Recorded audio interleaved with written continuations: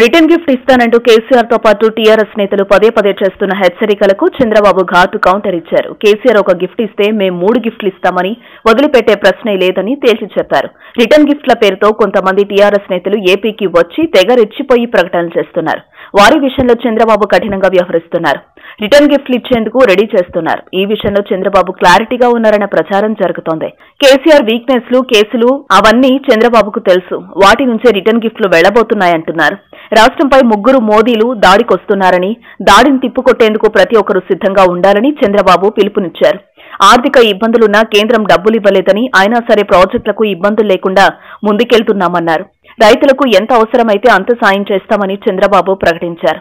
భవిష్యత్తులో కరెంటు ఛార్జీలు పెంచమని చెప్పిన ఏకైక ప్రభుత్వం టీడీపీ ప్రభుత్వం అన్నారు. ప్రపంచం మొత్తం ఆహారపు అలవాట్లు మారాయని, దానికి అనుగుణంగా వ్యవసాయంలో మార్పులు చేస్తున్నామన్నారు. ప్రపంచానికి ఆదర్శంగా 8% సేద్యం సాధించిన ఏకైక ప్రభుత్వం టీడీపీదేనని గుర్తు చేశారు. రైతులకు 24,000 కోట్లతో రుణ విముక్తి చేసిన ప్రభుత్వం టీడీపీ ప్రభుత్వం అన్నారు. కేసీఆర్ పక్కన అవినీతి తమ్ముడు జగన్ చేరారని మండిపడ్డారు. తెలుగుదేశం పార్టీ ఎన్డీఏలో ఉన్నంతకాలం ఏపీలో కేసీఆర్ బాగానే ఉన్నారని, కానీ ఎప్పుడైతే ఏపీ ప్రయోజనాల కోసం టీడీపీ ఎన్డీఏ నుంచి బయటకొచ్చిందో అప్పటి నుంచే ద్వేషం బయటపెట్టుకున్నారన్నారు. న్యాయం చేస్తారని నమ్మితే ఎన్డీఏ నమ్మక ద్రోహం చేసిందని మండిపడ్డారు. తుఫానొస్తే రైతులు ఇబ్బందులు పడుతుంటే ఎవరూ రారని, అదే గుంటూరులో పార్టీ ఆఫీస్ ప్రారంభోత్సవానికైతే ప్రత్యేక విమానాల్లో వస్తారని మండిపడ్డారు. మన కష్టాలకు కారణం నరేంద్ర మోదీనేనని తేల్చి చెప్పారు.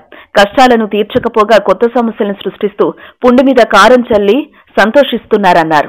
వార్తావాణి న్యూస్ ఛానల్ ఎప్పటికప్పుడు రాజకీయ, సినీ విశేషాలు, స్పోర్ట్స్ మరియు సాంకేతిక పరమైన మరెన్నో విషయాలను మన ముందుకు తెస్తుంది. మరింత సమాచారం కొరకు వార్తావాణి న్యూస్ ఛానల్ ని సబ్స్క్రైబ్ చేయండి.